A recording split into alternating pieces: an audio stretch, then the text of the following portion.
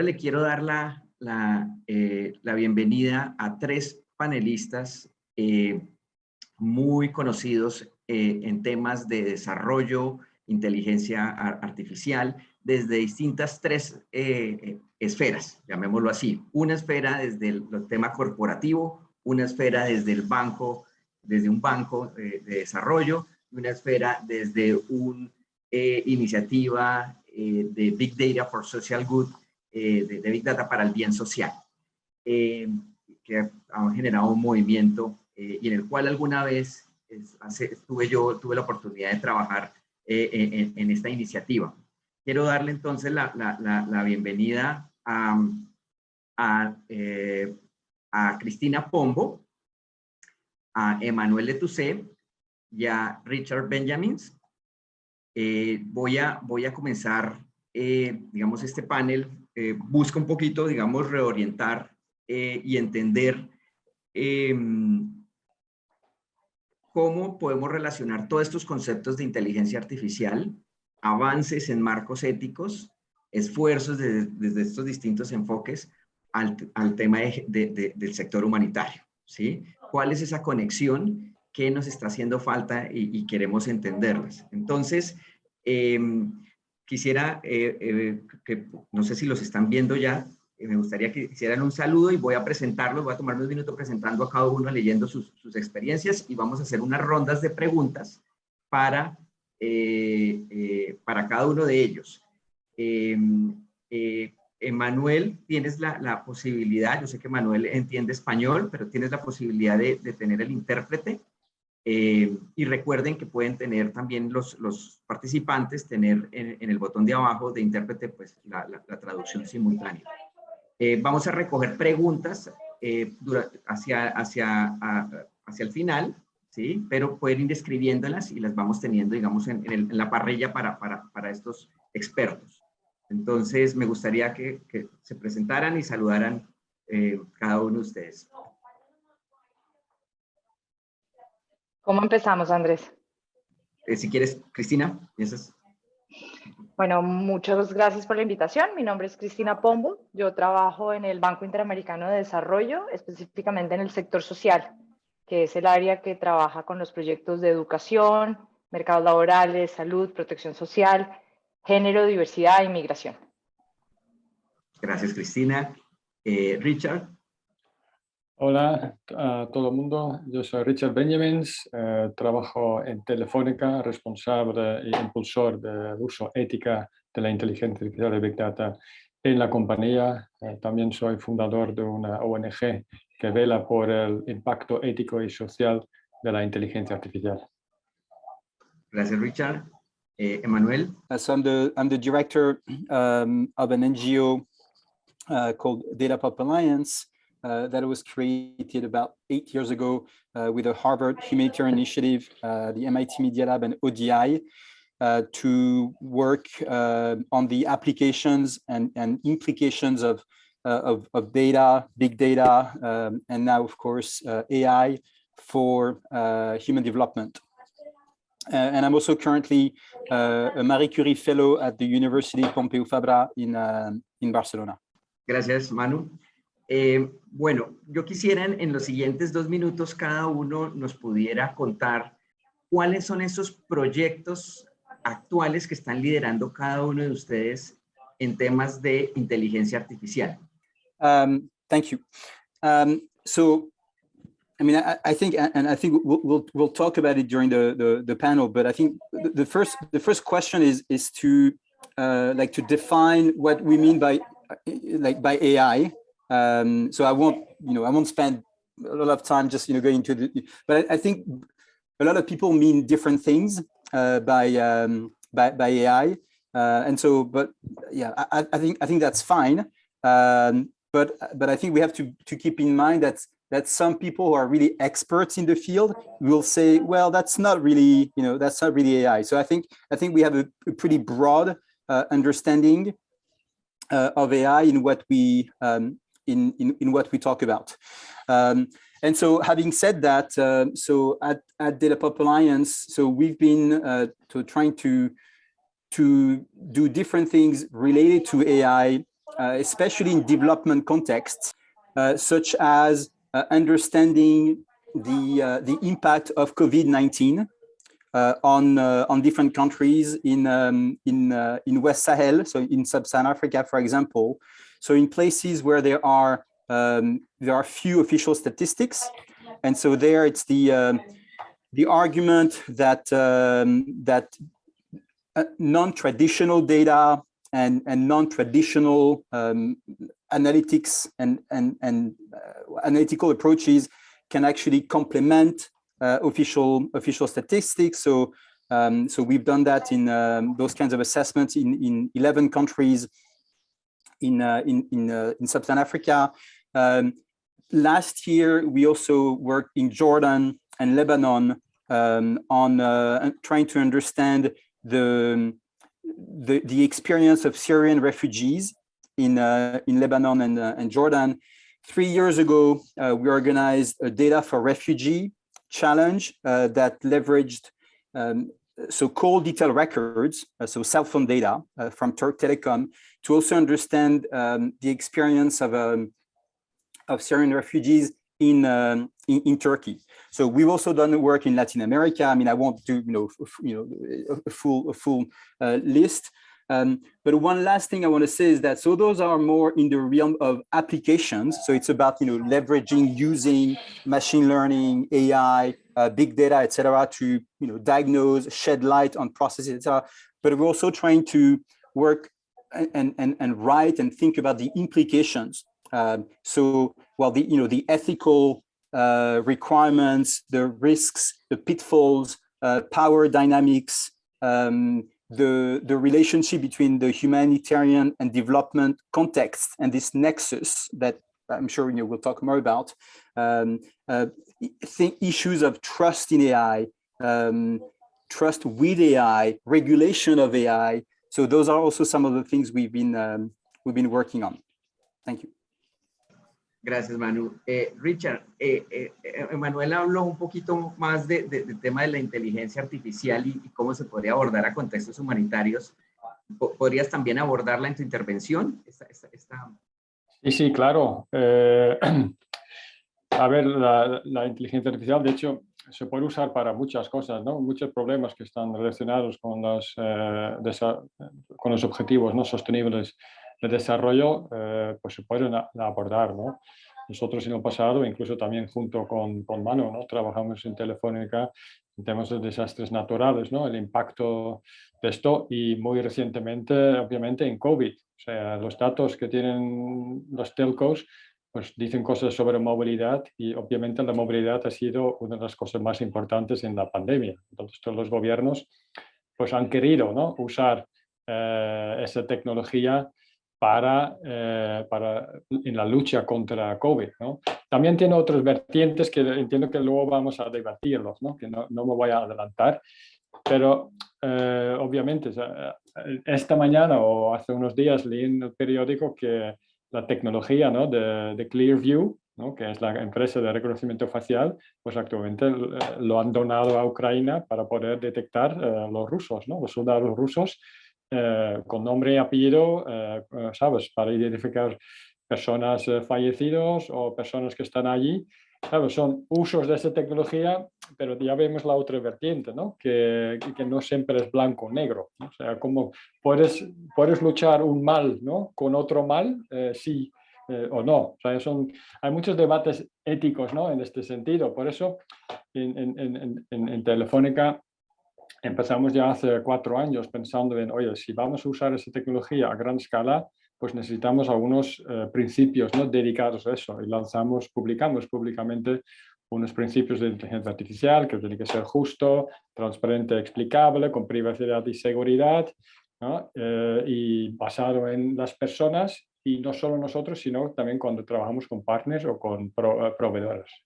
¿Vale? Pues en los años siguientes los hemos implantado, hemos hecho mucha formación, tenemos un cuestionario. Todo el mundo que quiere lanzar un producto al mercado que usa inteligencia artificial pues tiene que responder a unas preguntas.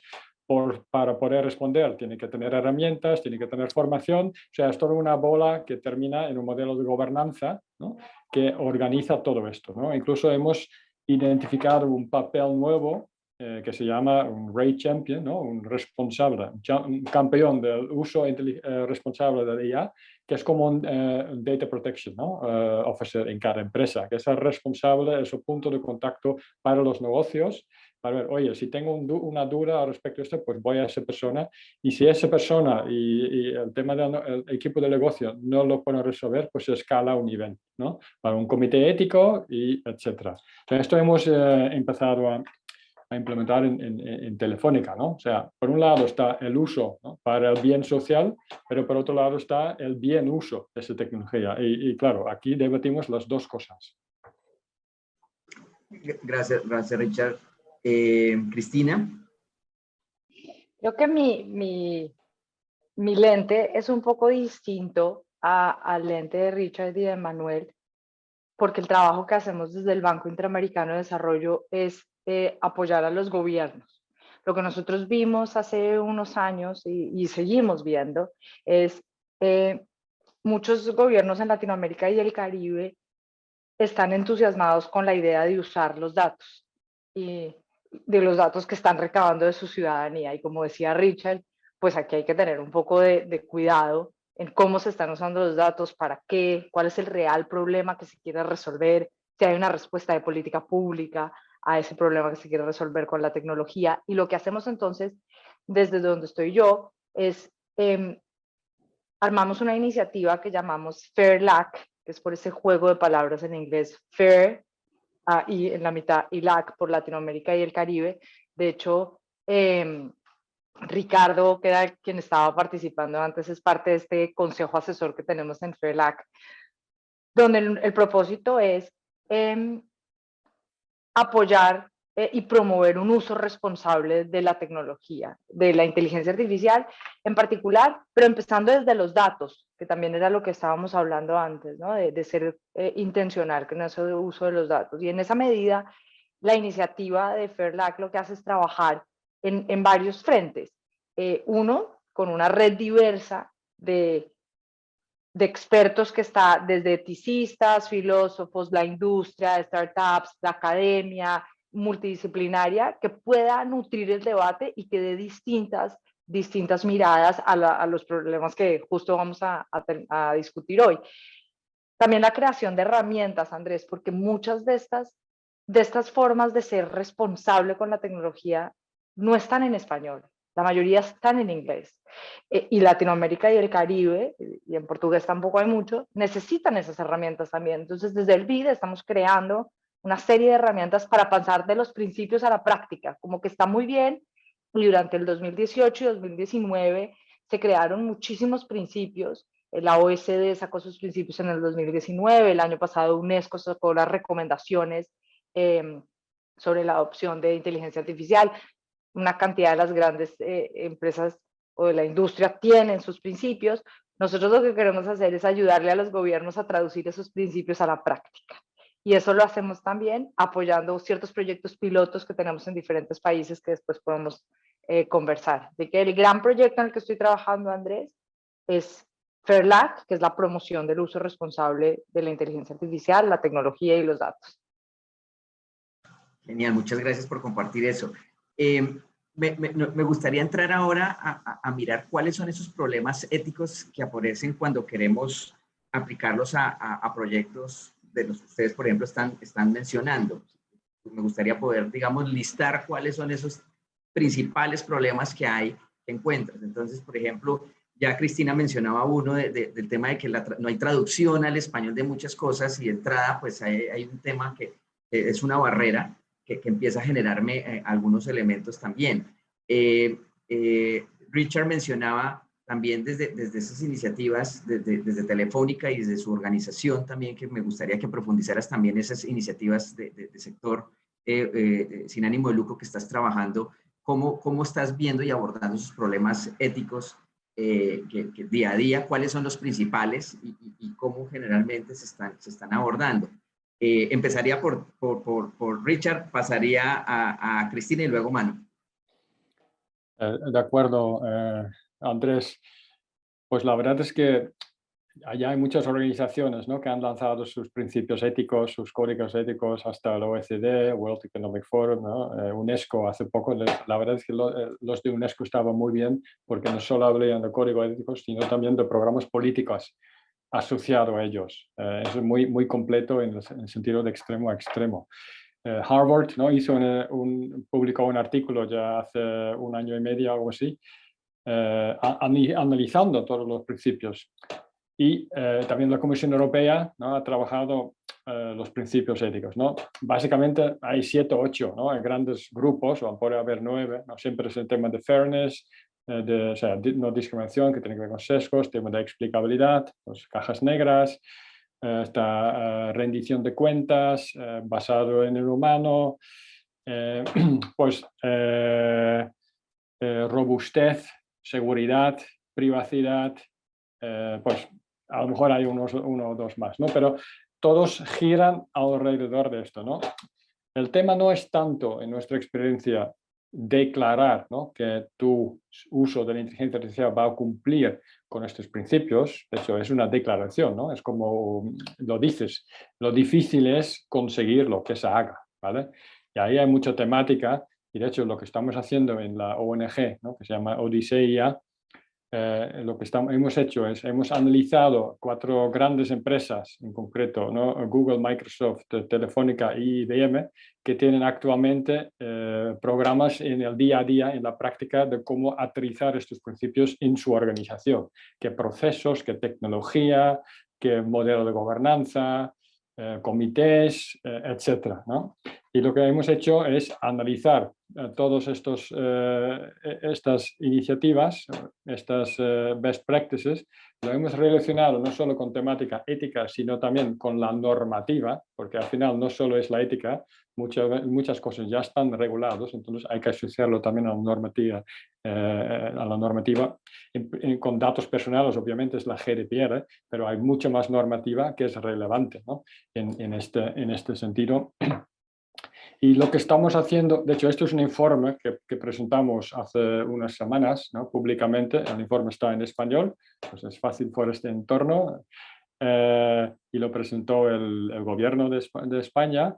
Y lo que estamos haciendo ahora es coger sector por sector, ¿sabes?, qué quieren decir estos principios, ¿no?, y estas prácticas en el día a día de algunas grandes empresas. ¿Qué quiere decir para el sector financiero? ¿Qué quiere decir para el sector de aseguradoras, para administración pública, para publicidad, para salud, para industria? O sea, lo que vamos a hacer con todos los sectores, hicimos ya un sector, analizamos unos 60 o 100 casos de usos del sector industrial, o sea, fábricas, producción, y miramos uno por uno cuáles son los principios éticos más relevantes para el sector, ¿no? Y lo que vimos, que obviamente cuando tú lees en la prensa temas de ética, todo es alrededor de sesgos, discriminación y explicabilidad, ¿no? Lo que vimos aquí, porque aquí hablamos de máquinas, o sea, una máquina no tiene privacidad, ¿no? Entonces, los principios éticos más relevantes en el sector industrial vimos que son sobre todo seguridad, ¿no?, y safety, y intervención humana, ¿sabes?, autonomía. Y siempre por la misma razón. Si tú tienes automatizado con inteligencia artificial una fábrica, yo qué sé, una central nuclear, ¿vale?, y la máquina toma decisiones por sí misma y algo va mal, pues tienes un gran problema. Entonces necesitas mucha supervisión humana, ¿no? Si tienes un control de calidad, o sea, la chapa de un coche, y hay una raya, pues si lo fallas, pues no pasa nada, ¿no? Pero si es un tornillo que es Disculpa, clave. Richard, creo que te estamos escuchando un poquito mal. ¿O soy solo yo? ¿Así? Yo lo estoy oyendo bien, Andrés. Sí, Sí, perfecto. Congelado. a Andrés le Ok. veo congelado, sí. ¿Vale? Pero si tienes un componente que va luego en un avión, pues el tema de seguridad es súper importante, ¿vale? Entonces, lo que vimos no es tanto sesgos y caja negra, sino es más bien otros aspectos. Entonces, creemos que cada sector tiene sus particularidades, y la verdad es que hoy en día no se habla mucho de estas cosas, ¿no? A lo mejor se habla de salud, que sí, explicabilidad es muy importante, pero todos los otros sectores no se está tratando. Entonces, con la ONG lo que estamos intentando pues, es pintar, ¿no?, este paisaje, y siempre trabajamos con empresas del sector que está muy metido, ¿no?, y luego con otros actores para llegar a un consenso y redactar un documento que sirve para este sector. Muchas gracias, Richard. Cristina. Me gustó mucho lo que dijo Richard. Es cierto, tenemos como la predisposición a ver con un solo lente ciertas cosas. Creo que además de la barrera, Andrés, de que está generalmente en un idioma, yo podría pensar en otras. Podría pensar en, usualmente tendemos a imaginarnos que quien manda la parada en estos temas es Estados Unidos o Europa o China. Son como los tres. Desde Latinoamérica, y lo hablo por donde estoy sentada, que es representando a la región de América Latina y el Caribe, hace falta un poco de representatividad. Y ahí creo que hay una barrera importante en la diversidad. No solamente en la diversidad de quienes desarrollan los modelos, sino quienes los piensan. Y estamos hablando no solo de mujeres, sino también de grupos diversos, ¿no? Los números, acabamos de pasar el Día Internacional de la Mujer, y los números de las cifras de mujeres en STEM son bajísimos siempre, ¿no? Igual pasa con los grupos diversos. En general, nos hace falta más ponerle el lente a la diversidad de lo que está pasando. Desde el lado también de la política pública hay un tema muy complicado, una barrera muy complicada que veo yo, Andrés, y es muchas veces no hay una respuesta de política pública. Tenemos los datos, usemos los datos porque se pueden usar, qué cool, pero nadie pregunta, ¿es realmente esa la solución tecnológica que se necesita o es por el hype del que hablaba Ricardo antes que hay ahora? Creo que hacerse esas preguntas antes de usar la tecnología es fundamental, antes de preguntarse si es necesario o no. Y además de esa respuesta de política pública, creo que también hay que, desde el principio, ser muy incisivos en que hay que ser intencionales con los datos. No por tener los datos tengo que usarlos, o qué es lo que estoy buscando con los datos. Y no porque tengo estos datos, entonces puedo decir, yo ya, y estoy hablando pues de los servicios sociales, ¿no? No es porque ya que recolecté estos datos, entonces los voy a usar para A, B y C. No, ojo. ¿Qué es lo que está pasando? ¿No? Creo que ser intencional, además, en todo el ciclo de vida de los datos es muy importante también, que sea muy claro cuándo se debe descartar los datos que recolectaste para cierto modelo. Creo que otra de las barreras que existen es el poco conocimiento que tenemos de los momentos en los que deberíamos hacer auditorías algorítmicas. Y todo el tema de transparencia algorítmica, ¿no? Esos son temas que todavía nos hacen muchísima falta entenderlos, así como en los países la gobernanza de una tecnología como la inteligencia artificial. ¿Dónde está? ¿Cómo es la gobernanza en los países sobre eso? Muchos países, de hecho un trabajo que estábamos haciendo hace poco nos estaba mostrando cómo es la tendencia en Latinoamérica en la regulación de estos sistemas. La mayoría de los países están yendo a lo que se conoce como soft law, ¿no?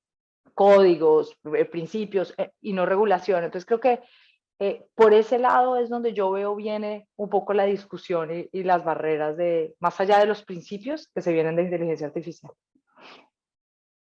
Muy de acuerdo con lo que mencionas sobre temas de transparencia algorítmica, y yo creo que eso le da le abre la palabra a Manu frente a los temas de Opal, y un ejercicio también que ya de pronto Manu explicará más en detalle de la importancia de trabajar con institutos de estadística para temas de apertura de datos y generar un movimiento de entendimiento frente a lo que hay detrás de todo lo que se entrega, la data, el código, ese tema de cultura. Entonces, Manu.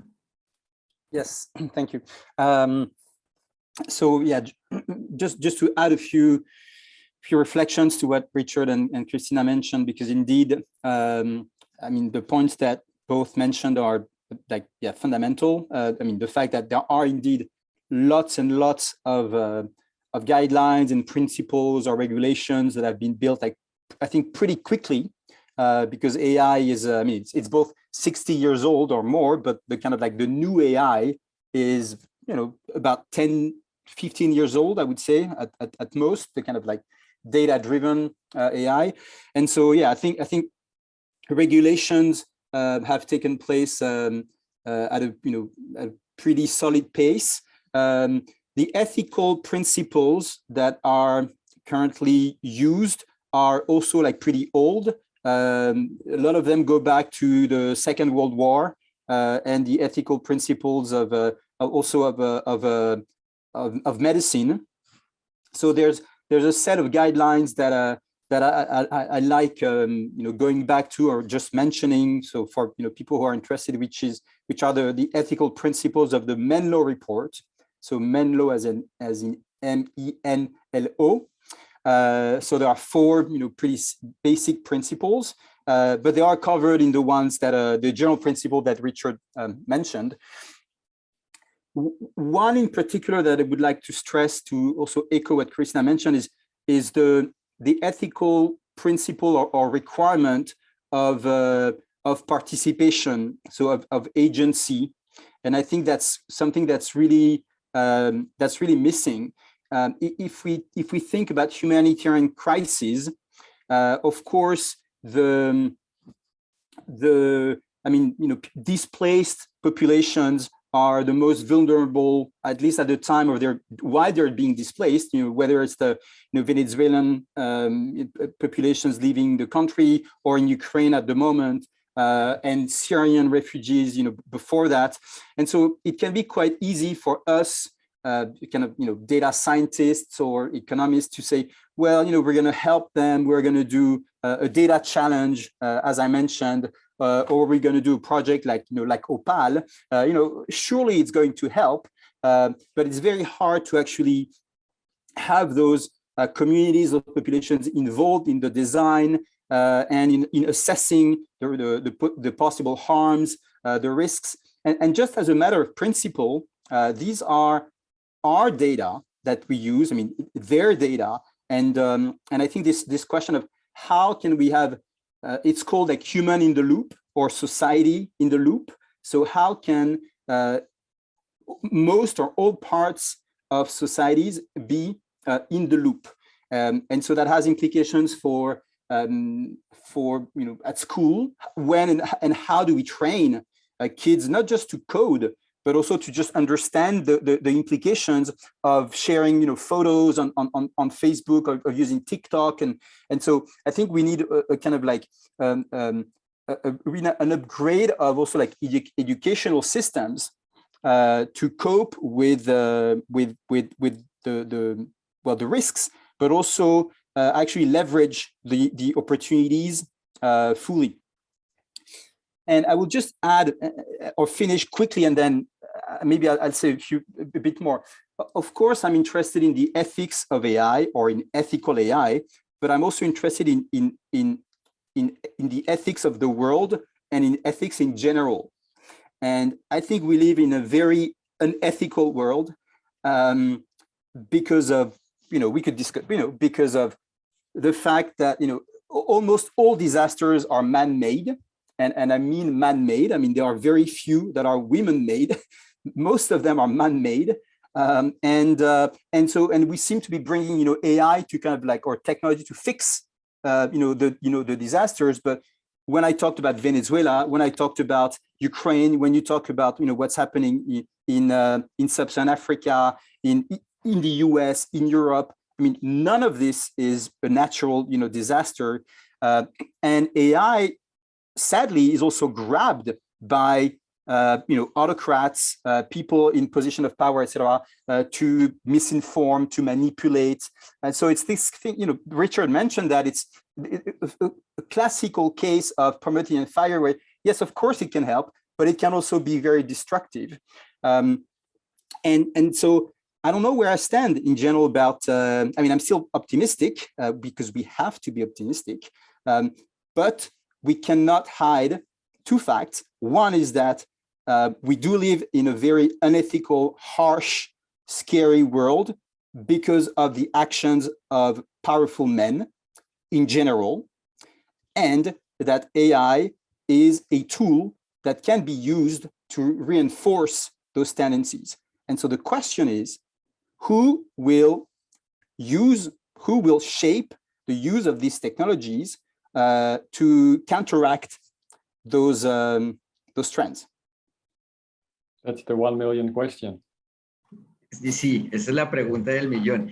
Yo quisiera, digamos, conectar esas tres intervenciones finales en esta pregunta frente al tema de la ética en general. Ricardo Baeza, en la apertura, mencionaba la necesidad de crear en las universidades o centros educativos como cursos o temas especializados en ética y tecnología, ¿sí?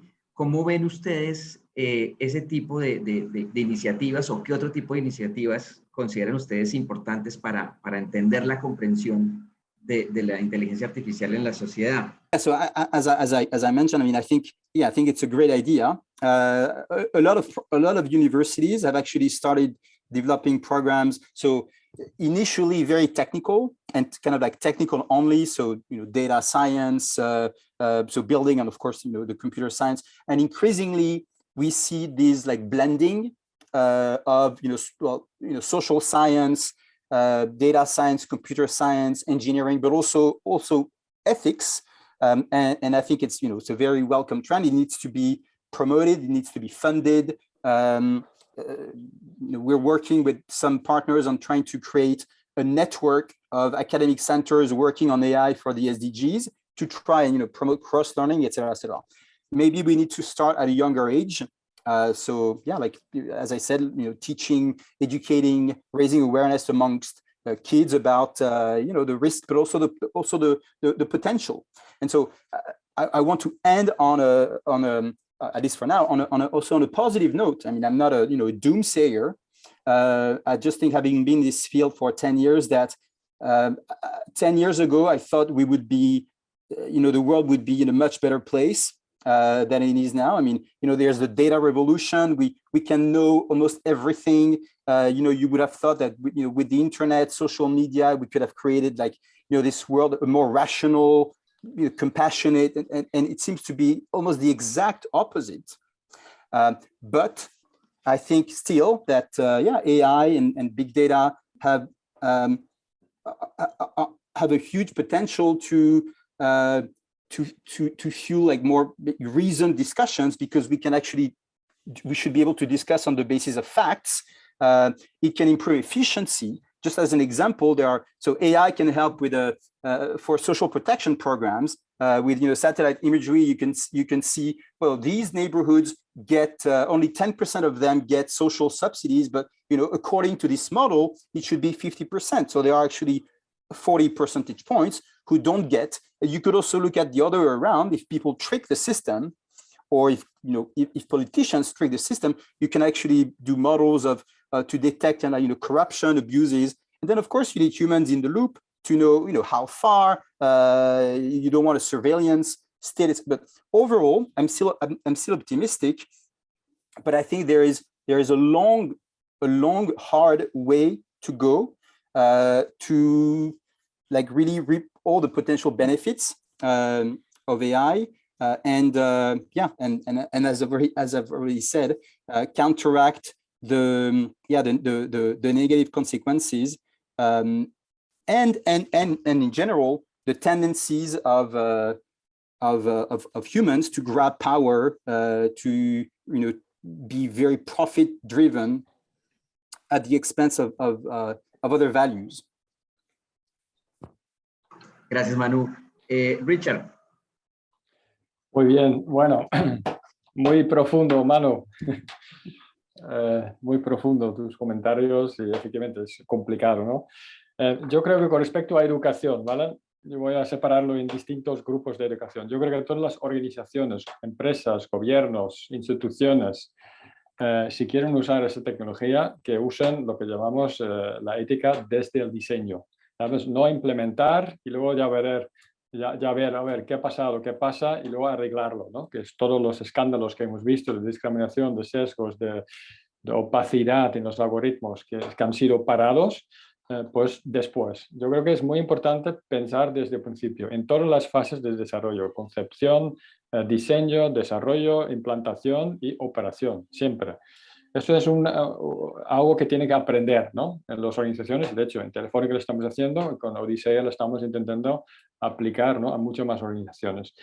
Luego, vamos a las instituciones académicas, ¿no?, las universidades. Nosotros hicimos en 2021 lo que llamamos un barómetro, ¿no?, de inteligencia artificial ética en España. Lo que hicimos, una mezcla de automático y manual, analizar las empresas que trabajan con inteligencia artificial y ver si luego tienen una ética. Los mismos hicimos para universidades públicas, ¿no? Si tienen grados de inteligencia artificial o asignaturas, y luego cuántos de ellos tenían también un grado o una asignatura ética, tanto en grado o en máster, ¿no? Vimos que inteligencia artificial, Big Data, pues cada vez más, pero la parte ética muy poco, ¿sabes? Ni en cada universidad pública había uno. Entonces, es una asignatura pendiente, ¿no?, que las universidades pues incorporan eso. Hoy en día lo que están aprendiendo solo es el negocio, la economía, ganancias, ¿no?, pero no tanto la parte ética, ¿no? Yo personalmente lo veo como estamos ahora en la fase, ¿no?, del impacto de la tecnología a nivel ético y sociedad, como estábamos hace 15 años con el cambio climático, ¿sabes? Antes todo el mundo hacía negocio, negocio, negocio, y el cambio climático, bueno, pues está allí, será un problema, pero no me impacta a mí. Hoy en día ya no es así. Cada empresa tiene que tener un plan, ¿no?, para reducir emisiones. Con la ética estamos como 15 años antes. Todo el mundo dice que es importante, pero muy poco las empresas están haciendo algo y no hay ningún tipo de enforcement o no hay ningún tipo de sanción más allá de un artículo negativo en la prensa, ¿no? Y yo, por último, creo que lo que podría avalar a la gente técnica que tenemos ahora, o sea, si tú eres un data scientist, ¿no?, un científico de datos, y quieres diferenciarte frente a tus compañeros, ¿no?, solicitando, ¿no?, aplicando un trabajo, si pudieras tener un certificado de que no solo sabes de tecnología, sino también sabes de su impacto social, que sabes pensar en esos términos, yo creo que es un activo muy importante, ¿no?, para estas personas jóvenes que quieren meterse en el mercado laboral, ¿no? Yo creo que ese tipo de certificación podría acelerar, ¿no?, todo este proceso de ser consciente de la importancia de esas cosas, porque estoy con mano. Si seguimos como vamos yendo, acabaremos mal. Claro, eso es una visión bastante profunda y acertada en el sentido de cómo prendemos esas alarmas para entender y corregir lo que estamos haciendo hoy en día. Voy a ir después contigo con el tema de lo que mencionaste, de todos esos temas, yo los llamo esa agenda de ESG o SDG, ¿sí? Temas de importancia de reducir la huella de carbono, temas de consumo de energía, bueno, todas esas cosas que se vuelven tema de data, pero voy en ese punto más adelante. Me gustaría escuchar a Cristina, luego de estas intervenciones tan profundas.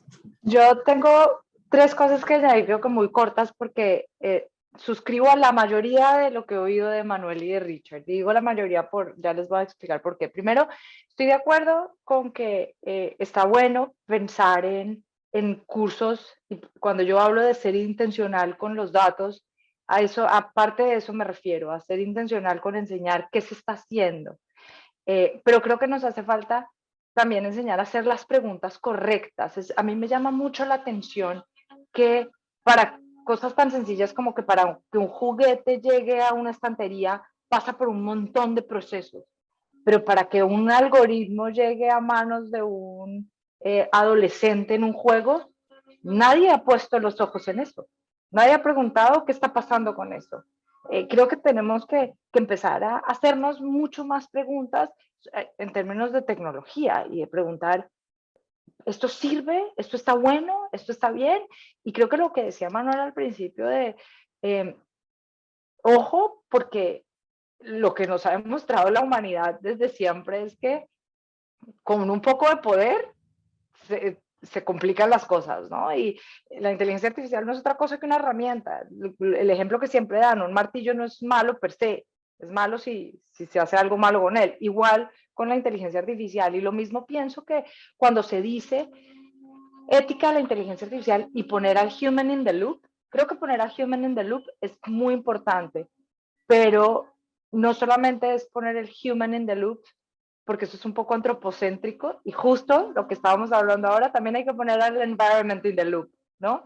¿Qué pasa con esa parte de la ética de la inteligencia artificial? ¿Cómo ponemos en nuestras recomendaciones el medio ambiente también? Y creo que el human in the loop está bien para pensar en las decisiones, pero no es una ética que está centrada en el ser humano, debe estar centrada en el medio ambiente, en el ser humano, donde las decisiones tienen al human in the loop.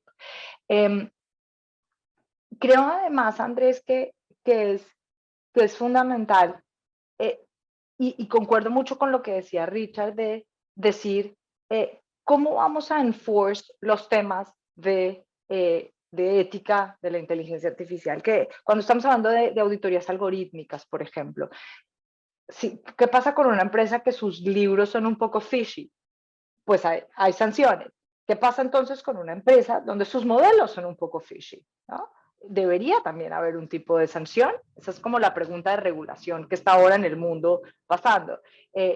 Y la pregunta, la clave del éxito, creo que es la pregunta que hizo Manuel al principio. ¿Quiénes están tomando las decisiones de lo que pasa? Y aquí no quiero hacer un juicio de valor. Pero cuando la industria, cuyo objetivo principal es generar beneficios, puede que después tenga su corporate social responsibility y ahora estén incluyendo sus temas de ética, no tenga unos incentivos muy claros para hacerlo, ¿por qué lo va a hacer?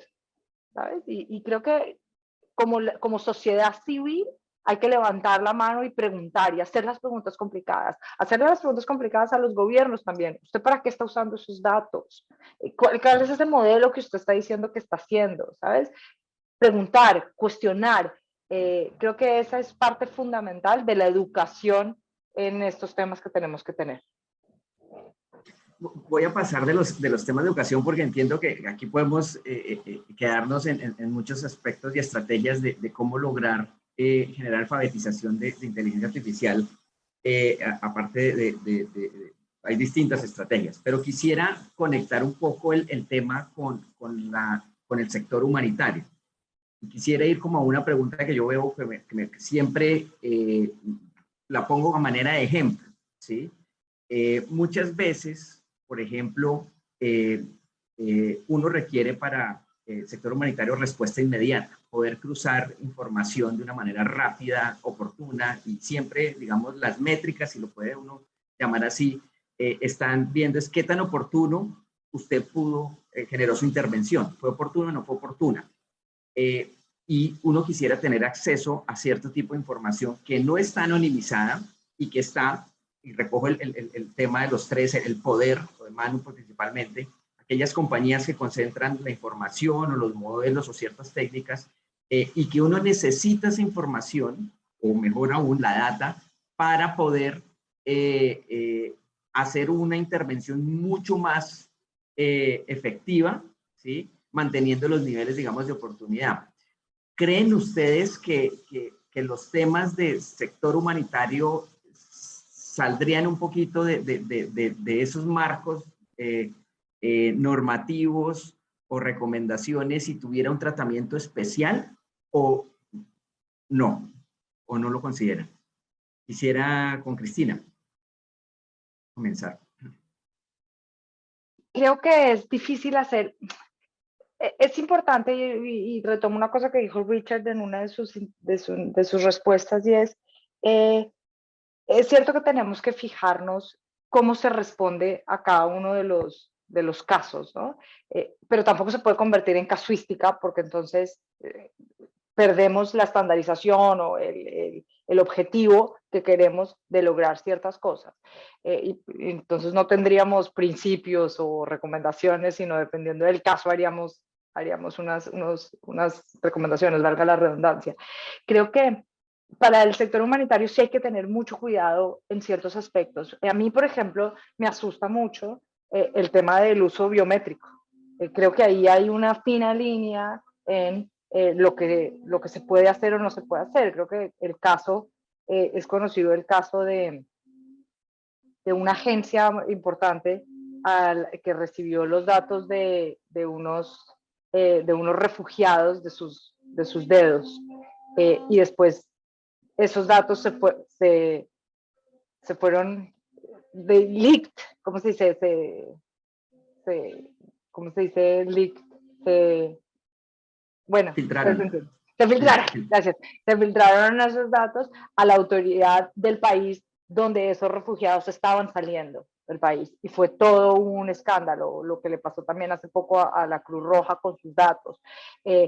Cuando tenemos datos biométricos, y lo de Clearview a mí, Richard, me genera un poco o sea, se me paran los pelos cuando te estabas diciendo esa adquisición, ¿no? Yo tendría mucho cuidado con eso. Creo que para temas humanitarios, entendiendo la sensibilidad de la situación, creo que no debería hacerse excepciones, tal vez debería ser más riguroso el uso y las respuestas que se requieren, y la responsabilidad que se le pone al uso de esta tecnología. Ok, te entiendo. Mismo marco, mayor rigurosidad para el tema de sector. Sí, yo diría. Perfecto. Manu. Yeah, so there's a comment in the thread with that, which I agree with, from Vilma, saying that, you know, yeah, I mean, if my Spanish doesn't fail me completely, that says that yeah, there shouldn't be an exception for the humanitarian, you know, context. I mean, I guess, you know, an analogy that one could use is, you know, should you use torture, as in, you know, the series like 24, I don't remember, you know, there's a bomb that is going to explode in a station, and you know, should you use torture, you know, should there be an exception, etc. Well, no, because, you know, for many reasons that people have studied, you know, if you make one exception, it means that you make 1,000.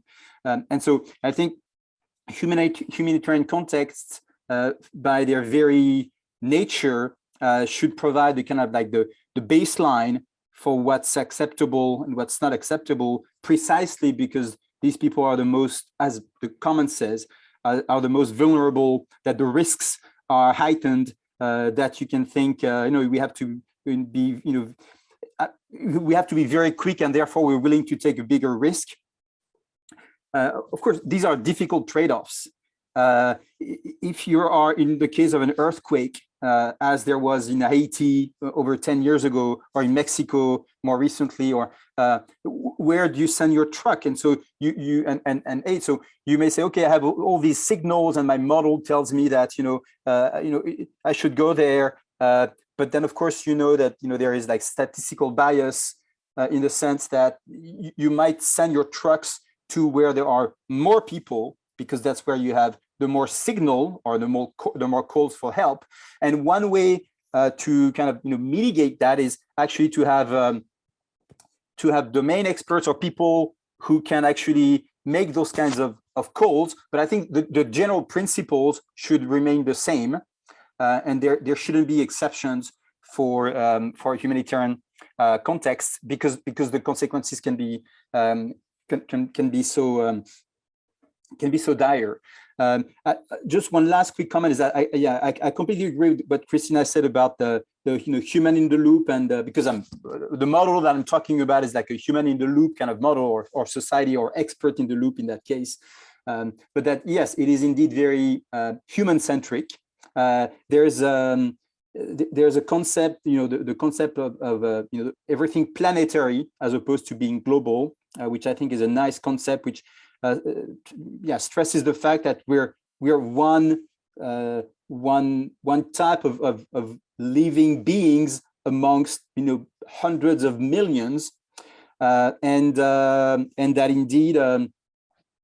indeed we should take into account the consequences that our actions have on other living things, and so that should force us to like put humans less at the center, in a sense. But what I find interesting there, and I'll stop on this.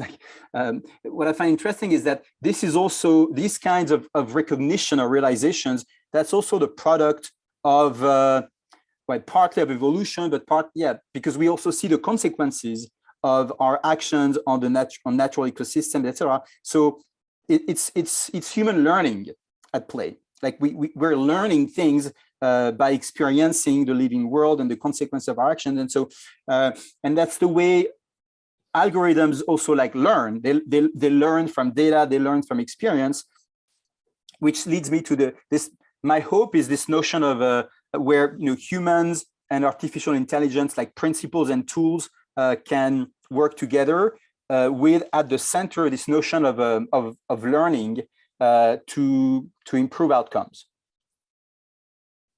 Gracias, Manu. Efectivamente, continuamos y estamos aprendiendo y de esos aprendizajes que estamos viviendo y corrigiendo y planteando nuevas estrategias al respecto. Richard, ¿qué opinión tienes? Sí, la verdad es que es un tema súper, ¿no? Súper complicado, ¿no? La verdad es que no tengo soluciones, lo que sí tengo es algunas experiencias, ¿no? que os voy a compartir. En el tema de COVID, estamos trabajando con la GSMA, ¿no? la Asociación de todos los operadores móviles en el mundo, para, a nivel nacional de distintos países, pues compartir datos agregados y anonimizados para justamente trabajar con los gobiernos para que pudieran mejor gestionar, ¿no? La pandemia, la movilidad de las personas.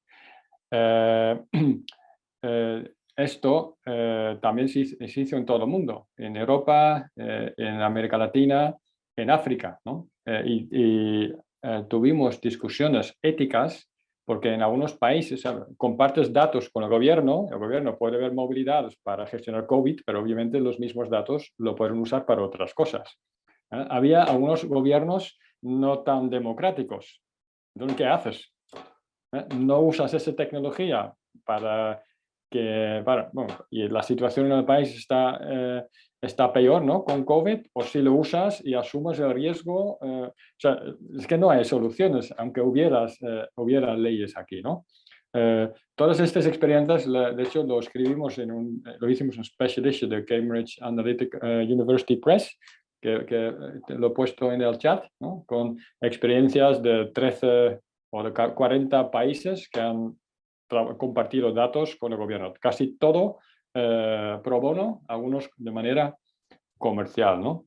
Pero si hablamos de una excepción, de hecho, la Comisión Europea acaba de sacar una nueva regulación de datos, ¿no? El Data Act, que explícitamente dice en casos de emergencia y en casos de salud pública o interés público muy alto, los gobiernos en Europa pueden exigir los datos a cualquier empresa, como empresa como Telefónica, un banco o una compañía de energía, cualquier, ¿no? Hasta Google y Facebook en Europa pueden pedir los datos porque hay una necesidad. Por ejemplo, ahora está la guerra en Ucrania, pues si algunos datos pueden ayudar a los gobiernos a gestionar esa crisis, por ejemplo, de los refugiados, pues por esa ley, ¿no? Estarían amparados para realmente pedir, oye, dame los datos ya para hacerlo. Hoy en día esto es como una conversación que puede haber un negocio que no lo pueda haber, pero bueno, es de mutuo acuerdo, ¿no? Desde luego, siempre en mi experiencia, casi todas las empresas, si hay una emergencia, quieren colaborar y nunca hay una duda en que